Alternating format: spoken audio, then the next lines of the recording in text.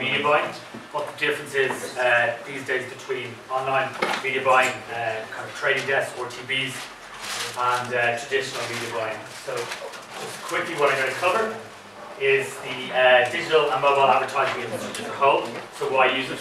A lot of us here in this room are using it currently for our products and services. The shift from standard media to online, the growth of the industry, both online and mobile in particular, the types of online and mobile advertising, challenges to find the right traffic, so potential downfalls, how to evaluate the performance of the campaign, and then finally just a bit about ourselves.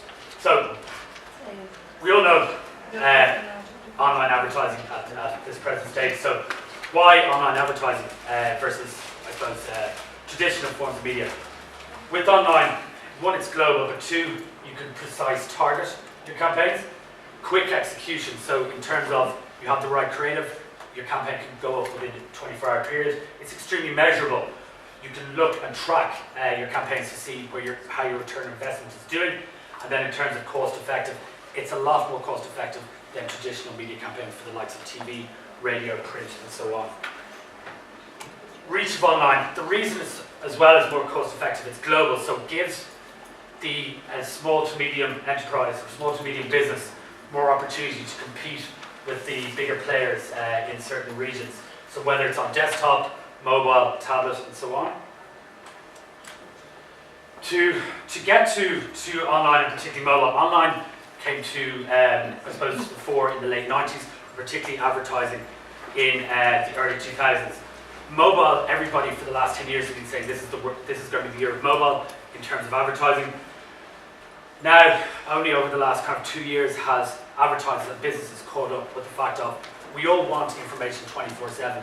Whether we're booking a flight, whether we're doing a transaction with our bank, whether we're booking a cinema ticket, or even just checking the latest football results, we need access to information now. We don't want to wait till we get back into the office or get home.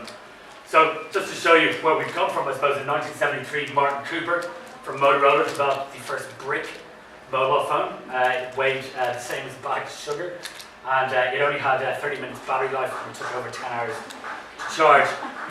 Where we are today, obviously, with smartphones and smartphone penetration, what are the main advantages? Look, you've got information at your fingertips, fast communication. I mean, put a hands up in this room, anybody who doesn't have a smartphone. There you go. So fast communication, both from a personal point of view and from a business point of view. Flexible work habits. I mean, we're constantly either traveling for work or working from home, and it's easier to get emails, access contracts, and or presentations on the go, particularly with mobile. Better information sharing. So, as I mentioned already, we are at the age where we need to gain access to information 24 hours a day, 7 days a week, and that's where the smartphone penetration comes in. So, I suppose standard for online media, most people and most of us in this day and age were visual. So with this research, 90% of media interactions are screen-based. So you bring it across smartphone, laptop, tablet, and TV-based. Only 10% of media, whether it be radio, TV, magazines, is of what media interactions are non-screen based. And we reckon just over 4.5 hours of leisure time each day is on these screens, mainly, in fact, either tablet or smartphone. So why online or mobile advertising versus traditional forms? I suppose the top four, we've one, cost savings, as I mentioned before, campaign measurability, more efficient marketing operations, and more accurate targeting.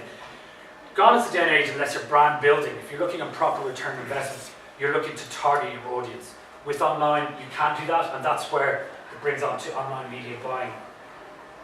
So, just to finally give, I suppose, the synopsis before I get to what I was going to talk about, is digital ad spend within Ireland grew 25% in the first half of last year to reach 162 million. That's the PwC and the IAB ad spend study. Global growth was just over 18%. So Ireland, we were 7% higher than global growth, but was still, by the end of 2015, was nearly $600 billion for global online ad spend. And they reckon now $2 out of every $5 spent is on mobile, so for mobile advertising. So each advertiser now sees the critical nature of getting to their audience, and most people, as we've shown today, are on smartphones, and to get to them is to go on mobile. So this is set to increase further in 2016. So just some types of advertising: obviously display, social, video, affiliate, native, and retargeting. With A4G, we act as an affiliate. So what we are is we're a global gaming advertising network. So we partner up. We have over 1,100 publishers, and we monetize their web traffic, mainly in the gaming industry, but there are other verticals. So what happens with affiliates like ourselves is that we would set up with a publisher or set up a campaign, and then so we create a relationship with a business like yours. We advertise your products and services. When we do that with our reach, we get the users to interact with the advertisers with the ads. Your website receives interested internet users. Customers purchase the products and services, and then finally we get paid a percentage of that. So bringing on to what I've come here to talk about today is online media buying. So what is online media buying? Traditional media buying, first of all, has been you get a campaign, you see where potentially your target audience is, you pay for it, whether it be online through CPM for brand building, or it could be a TV, could be through radio. With online media buying and trading desks now, it is massively important that you target your audience, so you find by demographic, by behavioural, by geographic breakdown. So first of all, what happens is, with any campaign that comes through into us, we have our media buying team that on our real-time bidding platforms that look at who's our core demographic. So who are we going to target? Who are they? Where are they based? And how are we going to get them? So then we look at the customer's ad copy. So what type of banners they have. Are they going to be impactful? If they're not, we generally interact with the agency or direct client to help them with that. So what we do is, when we launch a campaign, we do a lot of A/B testing, both on the creative and the landing pages. This helps us to let us know which landing pages are being most effective for the campaign, and also which creatives. So very, very quickly, we can push the impressions towards the most effective landing pages and push the impressions towards the most effective creatives. We track all the metrics and we manage the bids. Managing the bids is very important. When you're on real-time bidding networks, it's like an auction. What you're looking at is buying an audience. So if you're not doing it correctly, you can lose. It's like, basically, I suppose to give a good analogy, it's like a stockbroker trading shares, but instead of trading shares, you're trading in impressions. So once you buy that audience and you're pushing it towards these campaigns, you review a report constantly. We do it on we have a team that do it on a daily basis, and then weekly, and then obviously at the end of the campaign. And then we look at the keyword analysis and research. So what was good, what can be done better, and what are the learnings for the next time. So challenge is finding the right traffic. Instead, if you sell dog food and cat owners visit the site, you're going to have a bad time. So the key to any successful campaign is know your target market and who's buying and buying that audience. So wastage can occur with direct buys. The likes of CPM, if it's a brand building exercise, that's great, but return on investment, you've got to be very, very careful. Where real-time bidding allows for granular audience targeting through behavioural, through not just behavioural, geo, through age and so on. So with demographic breakdown. So to evaluate the performance of the campaign, you look at what traffic did it generate.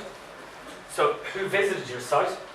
Where did they come from? What was the click-through rate? But most importantly, if it's return on investment and you're looking for buying for your buck, it's the cost per action, or for if it's an app, it's cost per install. But putting it all together, you get your true return on investment. So finally, thank you very much for listening to me, and just a brief bit about us. We're one of the world's leading online gaming advertising networks, founded in 2008.